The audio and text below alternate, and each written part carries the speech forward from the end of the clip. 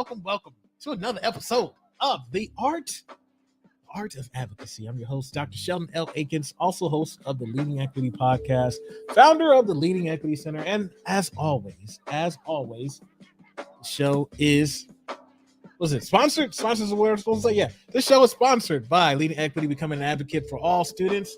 Now available in your nearest retail store.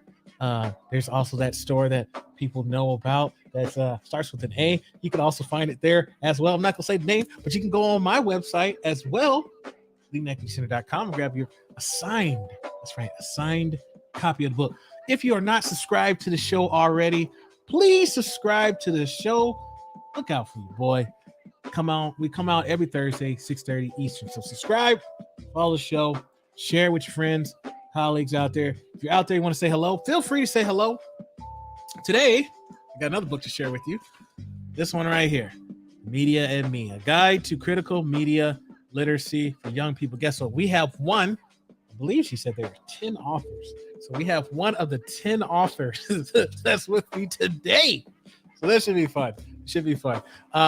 Yeah, we're going to have a good time as always. So thank you again for tuning in to the Art of Advocacy. Now, I'm going to read our special guest, which is Dr. Allison Butler. I wanted to make sure I said doctor because I just now learned that she had her PhD. We want to show respect. But Dr. Butler is a senior lecturer, director of undergraduate advising, and the director of the Media Literacy Certificate Program in the Department of Communication at the University of Massachusetts Amherst, where she teaches courses on critical media literacy and representations of education in the media. So, without further ado, welcome, Dr. Butler. Thank you so much for your time. Welcome to the show. Thank you so much. Thanks for having me. I'm excited to be here. Pleasure's always mine. So I'm excited for today's topic. And but before we get into today's topic, I'd love for you to share a little bit about yourself and what you currently do. Sure. Thanks so much. So as you mentioned, I teach at UMass Amherst. We are the flagship state institution in the western end of the state of Massachusetts. I'm in the Department of Communication. We are, I think, probably one of the best departments on campus. And our department has a real respect for media literacy in the classroom, in community engagement, in research about media literacy. So I feel like I'm in a really supportive environment to do this incredibly important work. I teach classes on theories of education and the representation of education in the media and critical media literacy.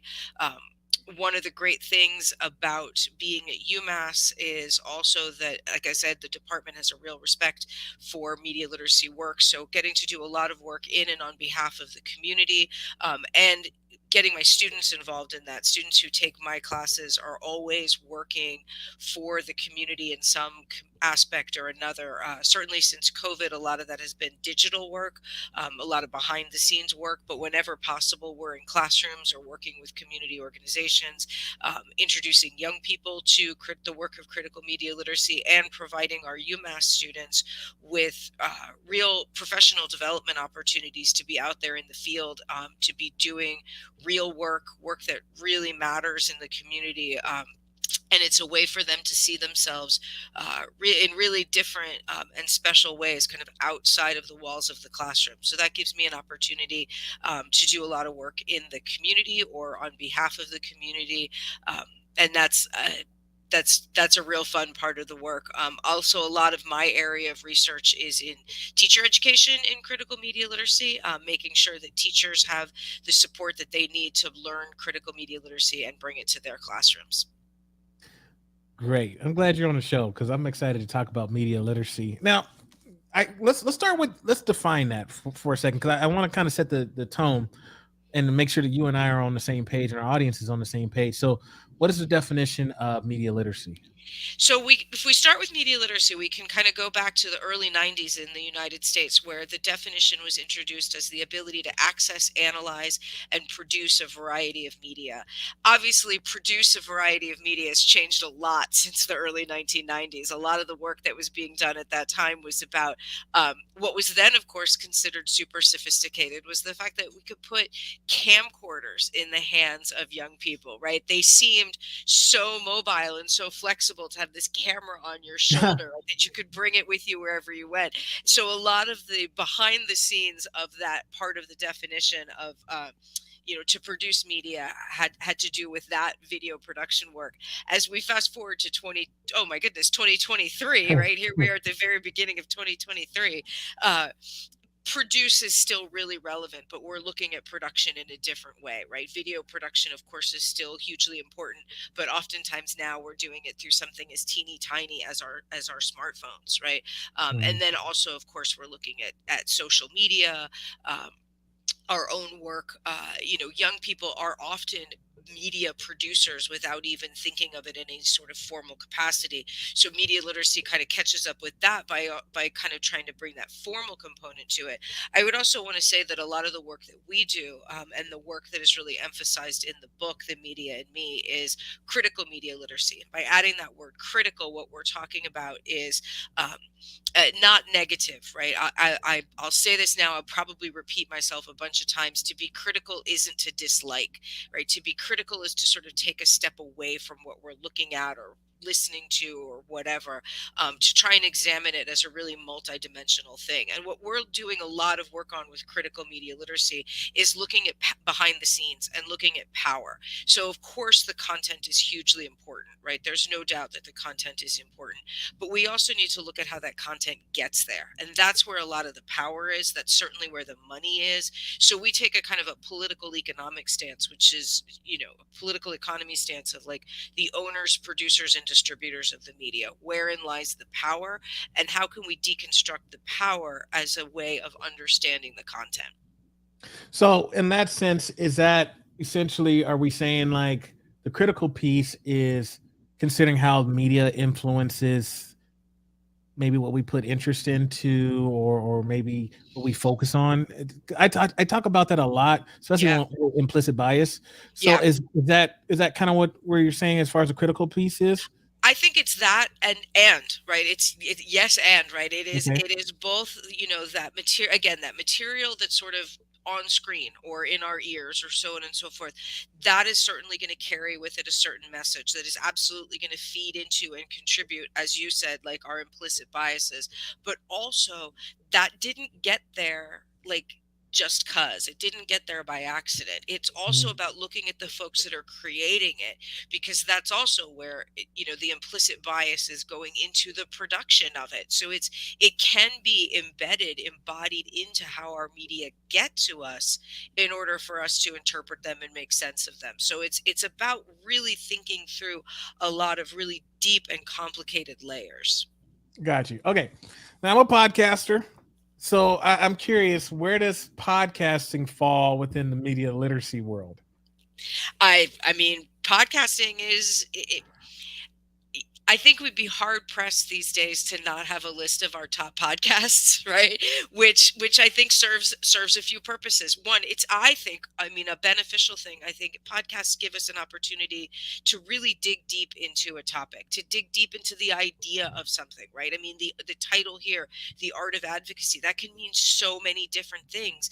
And with a podcast, you have some degree, I would think, of flexibility to dig Mhm. deeply how you want to, right? Mhm. Many podcasts are independent, which is great because it means that you don't have the restrictions of a sort of corporate parent telling you how to do things. But at the same token, there are also plenty of podcasts that are hugely corporate, which means they're probably going to feel familiar like our mainstream media. I think also podcasts are probably a great entry point for young people in producing media, right? It's a great way for young people to get involved in asking and answering questions, in taking a topic, doing research on it, digging into it, trying to learn more about it.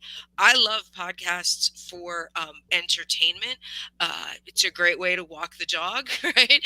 But I also love podcasts because I think some of them, many of them, are a fabulous new source of research. Not that new, I guess, but like to listen to something, to listen to somebody who's clearly done a lot of research is itself a rich and incredibly valuable resource. So podcasting, I think, is something that we absolutely need to pay attention to for so many great reasons. I would also say, because the work I do is in critical media literacy, podcasts are digital, which means anytime we are listening to a podcast or participating in one, we are adding to our digital footprint. So we're sending information out about ourselves out into this sort of digital sphere that's going to then start to kind of make some decisions about who we are. Those decisions may be right, those decisions may be wrong. It's not really the question of binaries, but it is, we are receiving and sending information within the podcast environment. Got you. Okay, so you said some very good stuff. I need to take some of your clips, some of the things you said, just so I can keep promoting. Listen, I had an opportunity to create content 4 years ago, and I didn't know how I wanted to do it initially. I just gotten through a dissertation. I was like, I don't want to write nothing. Um, that was like, I'm not blogging. I'm not writing anything. I didn't have the equipment for videos. And so I didn't start a YouTube. Now I have a YouTube channel, but at the time, and so that fell on, okay, microphone. It was like $60 to grab a microphone, and I still utilize, like, I'm not using it now, but I still have my first Samsung microphone that just plugged right into my USB, and that was the start of the show. So it just worked out for me to start with the podcast, and I just never looked back. I think for me personally, I think everybody who wants to create content needs to find what works best for them. If writing is your thing, that's fine. If speaking is your thing, or videos, whatever it is, that's your thing. But start creating content, because I get people that reach out all the time and they say, Sheldon, how do I get started? Or I want to do this, or I want to do that. I want to grow an audience. So I'm like, okay, don't be 3, 4, or 5 years from now saying, dang, I should have started 3, 4, 5 years ago. Like, go ahead and hit, because there's always an excuse. Oh, I need to wait for the school year to finish. I just had a baby, or I just had this happen. Like, when are you going to hit record? So I'm glad that you said so many great things about podcasting. I'm a little biased there. Hey, good for you for finishing your dissertation and finding something so productive. I finished mine and sat in a corner and cried for a little while. So I think I think you're probably in better shape than I was. I will say, one of the things, as you were saying, with like, go create something, go record something, do it. Don't wait until Yeah. the time is right, because the time will never be right. One of the things I think that happens when we create media, even super low, it doesn't need to be fancy, super low tech media, is we start to understand our world that much differently, right? We start to understand our own media use, right? By creating media, by producing, by making something, even if what we're making is truly like cut and paste arts and crafts, we begin to see the way that other media are created. We get a better idea about them, and therefore we're strengthening our own role as media audiences. We're strengthening our own role in media analysis. It's a mutually beneficial. It helps us understand the world in a totally new and much more complex way. So you're right. Go record something. Who cares if it's a mess for a little while? Who cares if it's not super fancy? You're learning all the steps. All right. Let's get into this, because let's talk about our young people. um, I got two kids. I got my son is 9. Oh, I'm sorry, he just turned 10. My son is 10, and my daughter's 12. And I can guarantee you, they probably right now. I'm not here with them right now, but I can guarantee you they're probably on their device right now, as we speak. And it's not watching my live stream. They don't watch. I can't get them to watch the show. But so I'm curious, with your research and your experience and the work that you do, how much does media influence our young people these days? A lot. I mean, a lot. And I'm certain that with a 9 and a 12-year-old, my guess would be that you probably don't know much of anything and they know a whole lot of everything. Um, but I mean, I think it's often really super easy, and I certainly can and trend towards this as well. It's really easy to talk about how negative the media are. And I think there is a lot of negativity. I'd be naive to say that there wasn't, right? I mean, our young people are spending more time than ever on multiple devices, right? They can fit in 11, 12 hours of media use in fewer than 11 to 12 hours because they're using multiple devices or they're Hmm. doing multiple things at once. This sort of myth of media multitasking, right? Um, Bigger picture than their own use of it is that the vast majority of our media come from a real small quantity of companies that are private and for profit, right? In the United States, our media are organized as private for profit companies, which means they are making a ton of money off of us. And if we look at social media, which is what most young people are using, um, it's how they're spending most of their media time. Maybe not how they're spending most of their time, but certainly how they're spending most of their media time is on social media. We Hmm. actually have to think about the labor implications of that, right? Our young people are actually laboring. They're working for these companies without getting paid. If you think about what goes into social media, and I know not that many people, young people, are on Facebook anymore, but it's still, a pretty vital part of the market. It's still doing its thing. It's still doing It's its still thing, out there. right? It's still out there. Zuckerberg's not hurting that much. He If you not look at hurting. Yeah, if you look at like the content of Facebook or the content of Instagram, the content of TikTok, of Snapchat, etc., that's all user generated content. And Mhm. for the most part, the young people using it aren't getting paid. So they're spending a great deal of time and a great deal of energy working for a company that's getting companies that are getting rich off of them. I could kind of keep going on the negative thing. And the negative things, absolutely. But I think one of the things that's really important to consider and that we try really hard in this book is to not be cynical and to not be overly pessimistic. Those are really easy to do, especially these days, right? I mean, Mhm. there's a lot of dark stuff in our world. It's really easy to be negative. I personally think that being cynical means that the conversation is done. If I ever catch myself feeling cynical about something, it's time to pause because that means that I'm not really thinking carefully about it. What we try and do in the book, what we try and do in our work, is to be skeptical, and is to be curious, is to sort of continue to ask questions. And as negative and as dark as the media landscape can be, and as powerfully negative influence they can have, it also brings young people a great deal of joy, right? And there's ways to think about the media. The influence is positive. One thing that research has shown is that young people who live in environments, particularly LGBTQ youth who live in communities that are less accepting of LGBTQ youth, or in families that are less accepting, where they might get in trouble sort of being their true selves, they can find supportive communities online. They can find Mhm. supportive communities through social media. And at least at some part of their day, they are not isolated or alone. And that can be a game changer. That influence is incredibly popular. We certainly see it when we think about, the murder of George Floyd in June of 2020. That was not professional journalism immediately that covered that. Mhm. That was citizen journalism. And Yeah. we are dealing with, at that time, the height, maybe what we could call the height of the pandemic, where many folks were staying home to be safe, right, to be cautious. And because of citizen journalism, because of this young women in particular, and young people out there with cell phone cameras, people around the globe were trying very hard to carefully protest. That's influence, right? That's an influence for the sake of social justice. That's an influence for the sake of change, positive, progressive change. That's getting people out into the street saying, no, something needs to be different. This is wrong, what is happening. So we can also see the media as having a real positive influence, a real positive place in people's lives.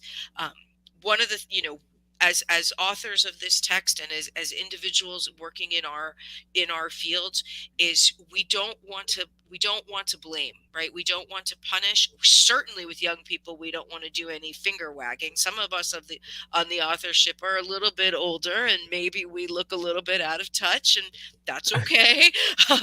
But to recognize that this is in fact incredibly complicated, and if we're going to talk about something bad, which we absolutely should, we also need to recognize that there's a fair amount of good as well. So overall, where would you place the media when it comes to content that let's just call it under 18 consumers can utilize? Because you I liked how you started off. Well, there's this stuff over here, but then there's also this stuff over here. So, in your opinion, Allison, like where's is there about like? Do you recommend that our kids stay involved in media, like with the caveat? Like, where are you at on that? I would say, yeah, I recommend that our young people stay involved in the media with the caveat that they deserve to learn more about it. They deserve to have a Okay. formal learning about it. When we think about school, when we think about K through 12 education, we would never send our children to school and have them not learn how to read. We would never send our children to school and have them not learn how to do at least basic math, if not Mhm. maybe more advanced math, right? Um, I would hope that we wouldn't send our children to school and have them not learn science. But for Mhm. some reason, as a nation, we seem to be okay with sending our children to school and having them not learn the media, even though it is part of their lives from moment one, right? Even if you are not a heavy media user, if you are somebody who's not super invested as a young person, you're not super invested in your device, or you're not a TV watcher or anything, it's still how the world is organized. It's how we learn about the world. Until we develop safe um, and accessible time travel, we're probably learning history through the media, right? Okay. Until we can all travel the globe, we're probably learning about climate change through the media. And maybe we probably shouldn't be traveling the globe to learn about climate change, because then we're going to contribute to climate change. So we learn about climate change through our media, right? We are, to some extent, practicing literacy by engaging with the media. So I think we should learn about it formally. Personally, my opinion, as you asked, I think it tends towards the negative these days. I think we're Okay. living in pretty dangerous times. I think our media are in a pretty dangerous power position. But I'm not hopeless, and I'm not cynical about it, because I think we can do work. I think, a big concern that I have these days, and some of the work that one of my colleagues, one of my co-authors, and I are working on a separate project, is surveillance technologies in education. And I think this is where young people really do run the risk of absolutely unequivocally getting hurt. That if they get school issued devices, or in some capacity have a school organized learning management system, they're constantly being monitored, right? And so Mhm. if officially corporations aren't supposed to gather data on young people prior to their age of 18, prior to being adults, Mhm. there's all these loopholes, and the loopholes are constructed in gaming. The loopholes are constructed in educational tools designed for teachers to use, but that collect data about students. Really? They're Oh, absolutely.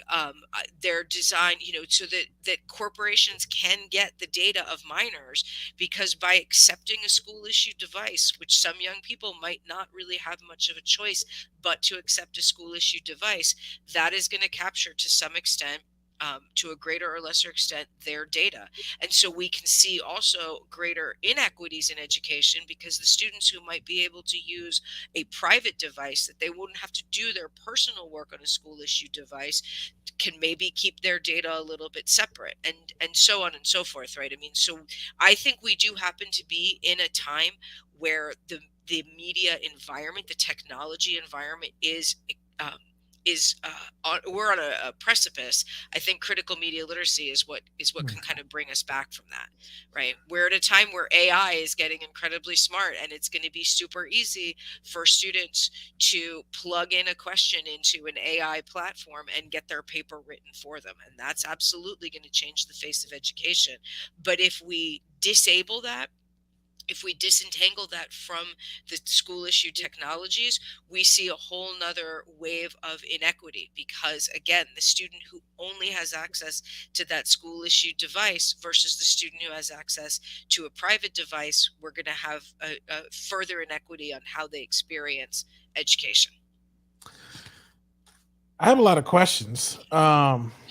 I talk Because really fast too. So you got my gears turning, and I'm just like, okay, that makes a lot of sense. I never thought, surely, not companies wouldn't tap into educational platforms, LMSs, oh yes. and utilize that data.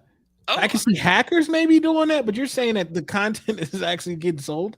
that's how they Like, learn about young people. So a couple of different oh, examples. So Google, many corporations these days are involved in media literacy. I personally would encourage your listeners and your viewers to be real cautious of corporate media literacy, because okay. there's probably going to be very little self-reflection, right? So Google, for example, has a whole media literacy curriculum for young people. Clearly, I mean, this is kind of the most obvious thing I could say about this curriculum is it doesn't do any analysis of Google. That's not Which is surprising. the largest search engine, right? But what it doesn't do, to your point right there, is it doesn't even analyze the concept of search. When Mm, you do a Google literacy curriculum, there's not even analysis or discussion of search, let alone Google search, but just the idea that, like, what does it mean that we can type a question, a phrase, a couple words into a little bar and get thousands upon tens of thousands of answers? hmm No analysis of that. Here's the second part of what Google does. I mean, Google has gotten caught a lot, and Google has publicly stated that the fines that they pay for getting minors' data is worth it for the profit that they get by attaching themselves to those minors and then knowing their choices. Because once that door is open, it doesn't close, right? So another thing that Google does is it does a bit of a gamification of education, which in general I'm not opposed to, but there's a game for early childhood. I think it's supposed to be roughly about the ages of 3 to 5, where you can learn how to be internet kind. And you basically follow kind of a traditional gaming um, platform where you go through little bits of obstacles and you run across your little character, who's just a shape, um, runs across sad characters and angry characters, and you have to kind of jump through things, and every time you run across, your character runs across one of these, you can throw something nice at them. So personally, I think it's a little bit weird that you're throwing kindness, but okay. um, and once you get to the It's for top of the kids. mountain, It's for the kids. you get certified as internet kind. The second level of this game starts with a bully, right? It's this big shape and it's very angry. And the way that you start to take the power away from the bully is you cage it. It gets put behind bars and then it weakens. Okay, so this I think is a little bit concerning, that your cage, what does it mean to cage mean? What does it mean to Hmm put mean or angry into a cage, right? All of this being said, the young person who plays the game has to put in their data or have their data put into them, which means now Google has legally gotten their information. That's slick. It is. It's absolutely slick. And it's one of these things where most of us would probably, maybe not the game, but for at least learning management systems, most of us probably would shrug our shoulders and say, this is what we have to do, right? That many of us as instructors are mandated to use these technologies. So what's happening is we as instructors or our administrators or however it's organized, they give consent by signing off on the contract, and then we pass these technologies off to young people either through devices or through software platforms, and the young people under the age of 18 aren't giving active consent. It's passive consent. This is how your Mm. work is going to be organized. This is how attendance is going to be taken. This is how you will submit work. If I don't want to submit, if I'm a student and I don't want to submit my work via that digital platform, what options do I have? And for the most part, especially when we've talked to teachers about this, teachers are saying to us, we don't have a choice, and therefore they're passing off the not choice to their students. And part of the reason why teachers and administrators are in a position where they feel that they don't have a choice is it's corporate benevolence. These companies are handing these technologies either quote unquote free or extremely reduced cost. And we all know our schools are suffering for Hmm. resources. So if you're handed a school's worth of free hardware and software, how can you say no to that?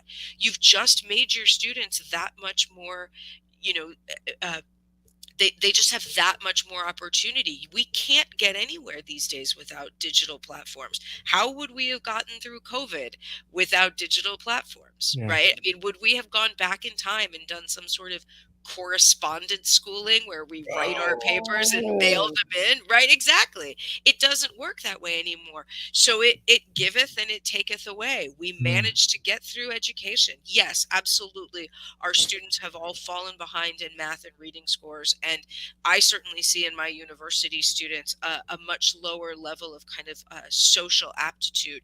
They're going to get caught up. University students especially are going to get caught up. Um, but it's hard. It's hard for all of us, right? And yet, could we have even done an ounce of that if we didn't have these digital technologies? At the same time, by having those digital technologies, all of our information is out there and we are passively or actively giving it away. Why don't we like? How come we don't have this? Like, I wish we had this conversation more. Like, this is news to me, and I'm not a media specialist and all that.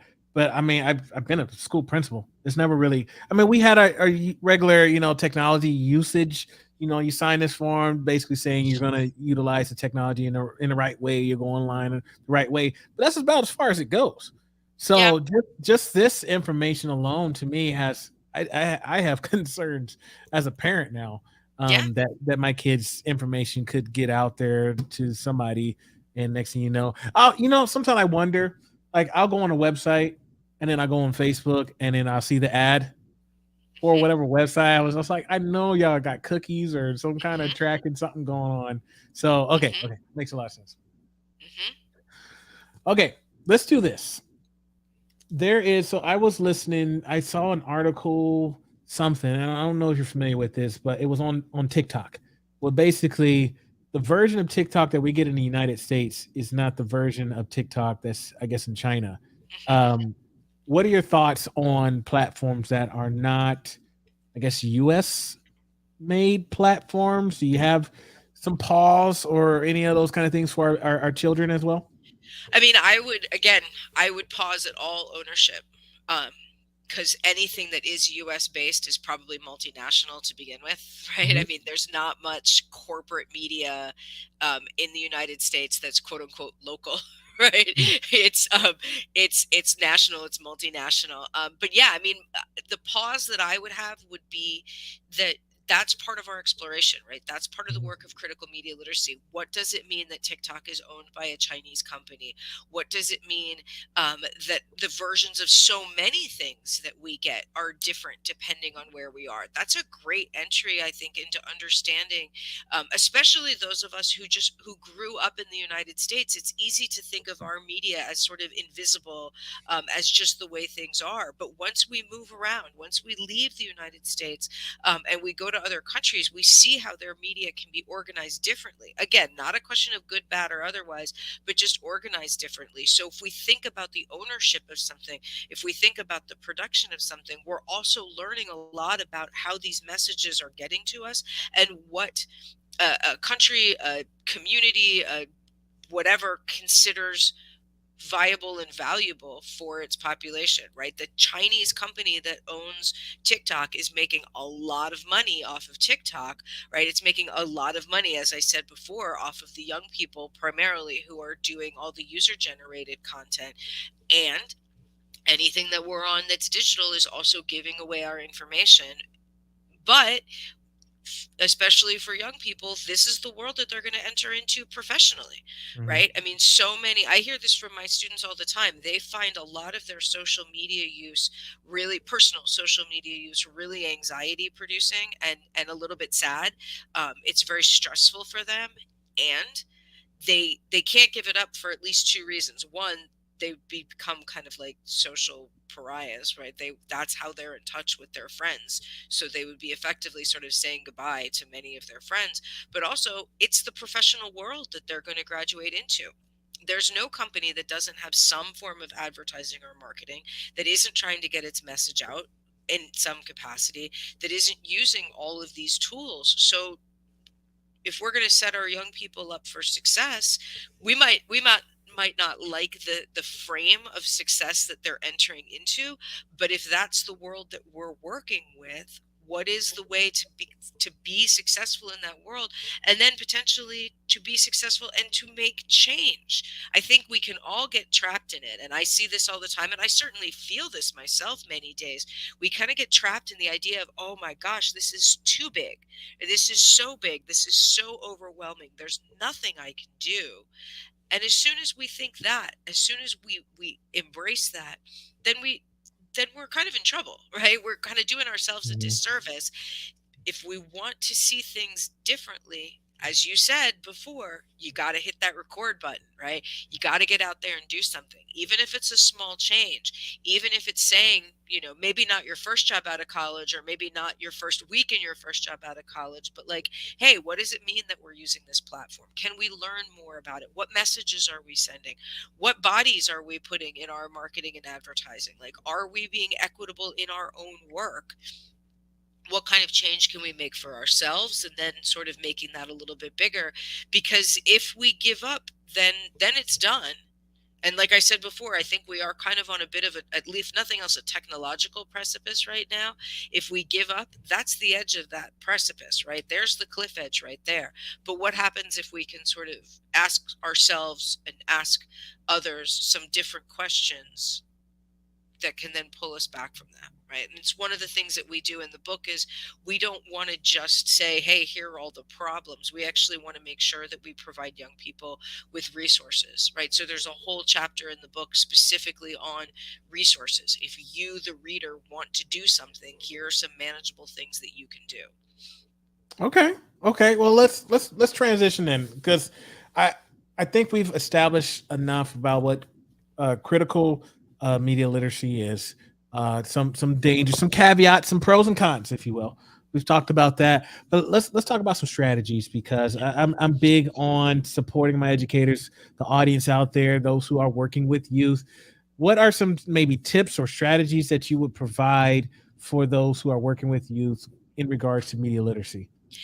So for teachers, or community workers, or so on and so forth, well, I mean, if I could be so shameless, get this book, right? Get this book. And Absolutely, and absolutely. by the way, if your institution has some financial difficulties, like, don't let that stop you. We're working closely with the publisher to make sure that teachers and librarians get free copies of the book too. We want it out there. We want people to use it. We want this to be worn out and dog-eared copy, because people are kind of dipping in and out of it, or reading it cover to cover. It's meant, you absolutely, as a reader, can read it from chapter one straight through, but also no need, hop in and out to the different parts that are interesting to you. So again, teachers and librarians, youth workers, if you want this and you don't think you can afford it for your population, like however many students you have or whatever, we're working with the publisher to make sure that we can get free copies out there. So don't hesitate to ask, because that's a real big goal of ours. But then I would also think of like some day-to-day strategies, right? Which is, you know, uh, the biggest one that I would say to educators and to young people, to all of us: slow down. Our media are designed in a way to keep us moving quickly, right? Mhm. You can scroll through anything, any social media platform. You can scroll through for however long and really truly walk away having no idea what you just looked at, right? And anything that you look at closely, anything that you might hover over, you're going to get more of that, right? Slow down, because we walk away not having learned or done much. Um, Recognize that in slowing down, we can start to dissect things a little bit more carefully. Language that we're hearing, research that we're seeing today, is that most people are getting their news from Twitter. Twitter's not a news organization. right? Twitter's not, I'm not saying that there aren't journalists on Twitter, but Twitter isn't a news platform. Headlines are shared, they're tweeted, they're retweeted. Go to the original source. It's so easy to miss that if we're just scrolling through quickly, right? That is the design of our media. That doesn't necessarily mean that's how we need to be using it, right? For teachers specifically, look at the learning management systems that you're being asked or mandated to use. What can you learn about them? How can maybe this be like a class project? How can we talk and work with our students and our administrators to see what's actually happening? Is our student data being shared? Is it being sold?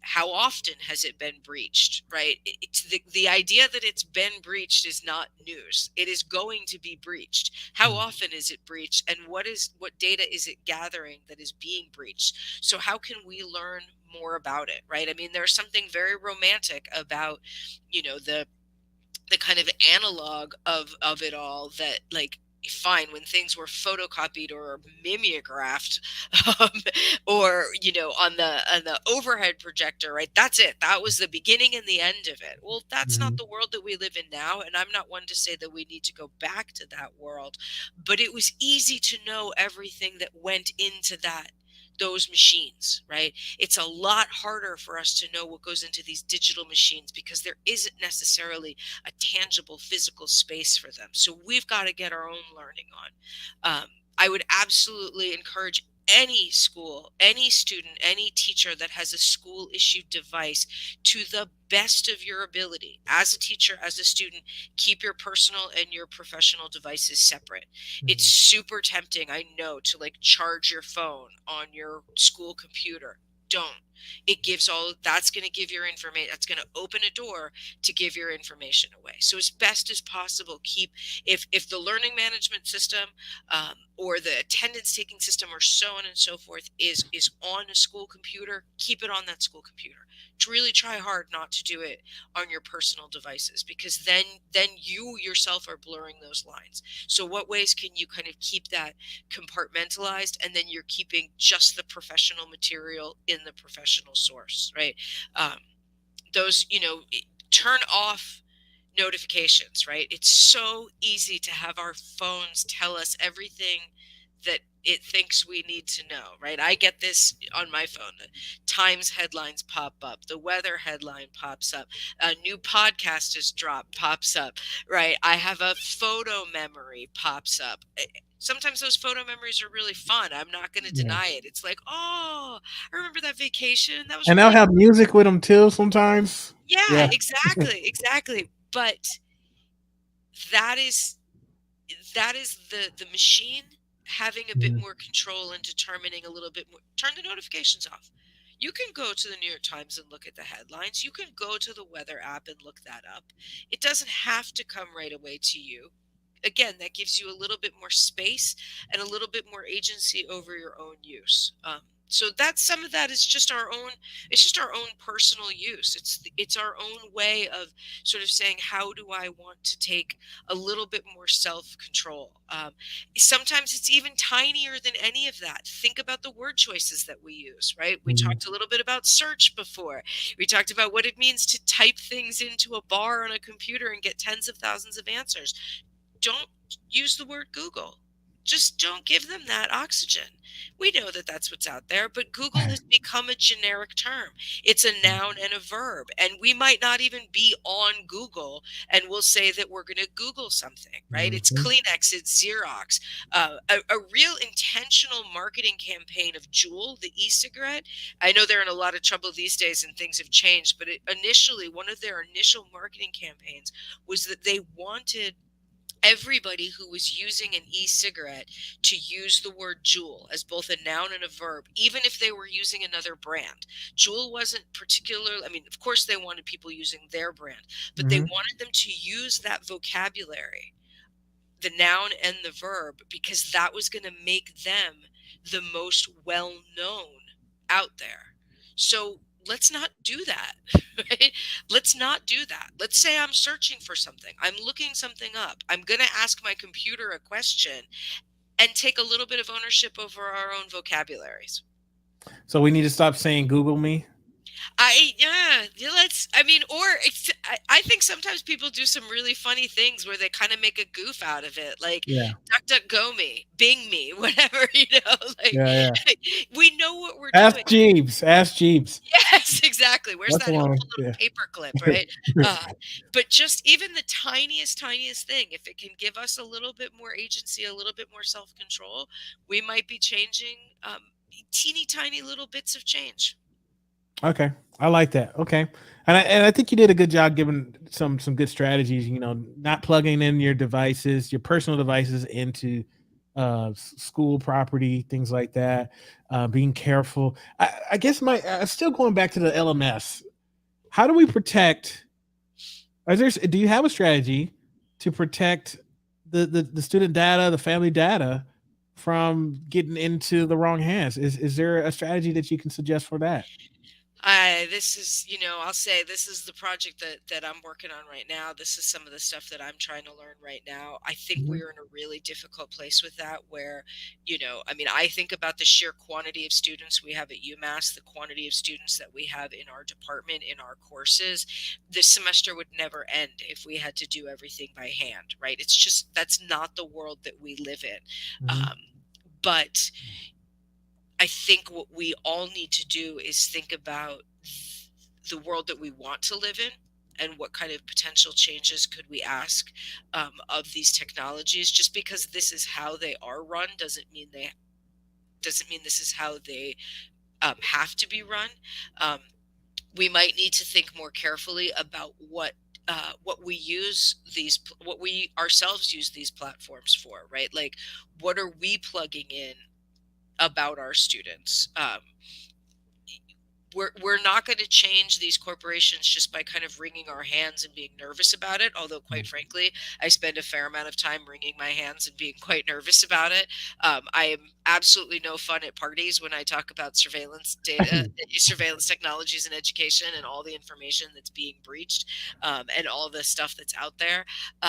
But the more that we talk about it, the more that we know, and maybe we'll be a little bit more careful with what student data we input, or how we use it, or how we even so much as how we introduce it to our students, right? So Turnitin, for example, is a technology that Mhm. screens papers for plagiarism. Mhm. um, and I have a problem with Turnitin because I think it sets up a relationship with our students from day one as one of mistrust. I am going to assume that there is some level of academic dishonesty. And so this is how I'm getting to know you.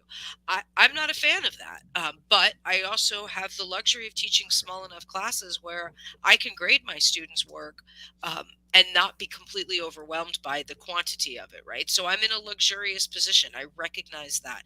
For instructors that don't have that luxury, that are trying to support their students' writing and the development of writing, and also have a really high quantity of students, how about just introducing it that way and saying, look, I know that this sets up a certain type of relationship. That's not the relationship I'm looking for, but there's a lot of you and there's one of me, so I need something that's efficient. And then just kind of like putting it out there. The other thing with Turnitin is that they are also the digitization of the papers is also looking for youth language and how, like, what word choices young people use, and then selling that back to advertisers and marketing. So young people Oh. themselves are, in a weird way, their own advertiser and marketer by whatever language they're using in their non-plagiarized language that they're using in their papers is then being analyzed for, you know, trends.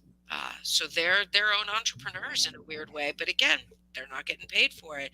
So what does it mean Mhm. also to share, if I were to use this technology to share with my class and say, by the way, everything that you're writing is also being analyzed for advertising and marketing purposes. And I think if we can even just sort of start talking about that, and then finding strategies to sort of push back on it, right, of saying, no, this isn't going to work, right? And there are cases, they're fewer and farther between, but there absolutely are cases out there of students and communities that have said, we're not going to do it this way, right? In my Mhm. state, in Massachusetts, Google's paying, to me, what sounds like a ridiculous fine of like hundreds of millions of dollars because they did gather data when they said they weren't going to. I'm sure hundreds of millions of dollars for Google is a drop in the bucket, but it's something to say, you know what? You don't get away with everything. You don't get to get away with everything. Most things, but not everything. Most things, but not everything. And if we can keep doing some of that stuff, maybe we change the rules a little bit. Yeah. Okay. I like that. Well, Allison, this has been you have taught me a lot. Thank you. You scared me a little bit too. Yeah, I can see how going to a party with you might be like, I don't know. What is he talking about? But it needs to happen. Like, these conversations needs to happen. This is a lot of this stuff was brand new to me. So I have thoroughly learned a lot. I'd love for you to maybe share if you have one final thought that you want to leave our audience with. Don't be too upset. Do the work, right? Hit record. Tiny little things make really big differences, right? If we fall down that pit, that's the easiest place for us to stay. But if we make little tiny changes, if we keep asking questions, right? So much of the work of critical media literacy is grounded in asking questions. Keep asking the questions. We're going to start to be able to make change. Absolutely. If we have some folks that want to connect with you, what's the best way to reach you online? Easiest way to reach me is probably through my UMass. I'm pretty easily found at the UMass Amherst Department of Communication website. I would also really encourage folks to look up, the Media and Me. Think about how that book might be valuable, and if anybody has any questions about how to access the book, by all means, please let me know. I can put you in touch with like our publishers or share some more information about that. But yeah, I'm most easily found at UMass. UMass, okay. Well, Dr. Allison Butler is here, one of the authors of The Media and Me, a guide to critical media literacy for young people. Allison, it has been a pleasure. Thank you so much. Thank you so much. It was great being here.